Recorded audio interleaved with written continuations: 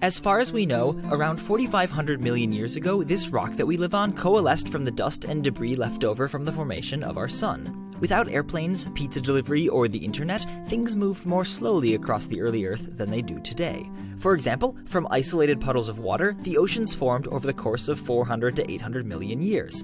That's how long it would take for your hair to grow around the Earth. Twice. In that same time, bacterial life did spread across the watery globe. Higher plants and animals, on the other hand, took much longer to develop and disperse. But we're going to skip those 3 billion years, during which your hair would have grown to the moon, and talk about us, Homo sapiens. We were much faster than our own hair, which would have grown a meager 27 kilometers in the 180,000 years we took to cross Africa and reach all the unfrozen continents. In many of these places, we were able to develop useful practices like agriculture, but because we were scattered across the globe, the best ideas and tastiest regional foods could only gain ground through trade or human migration.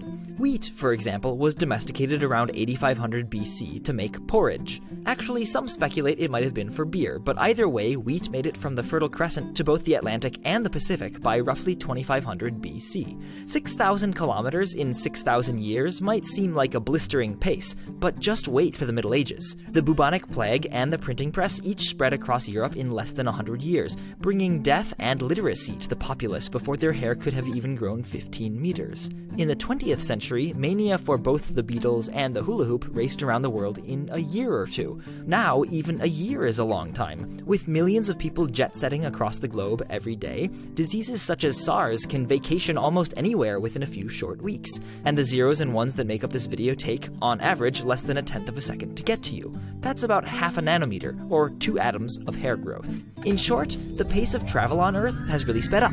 But how do we know this stuff? How do we know what happened on Earth before the records of written history?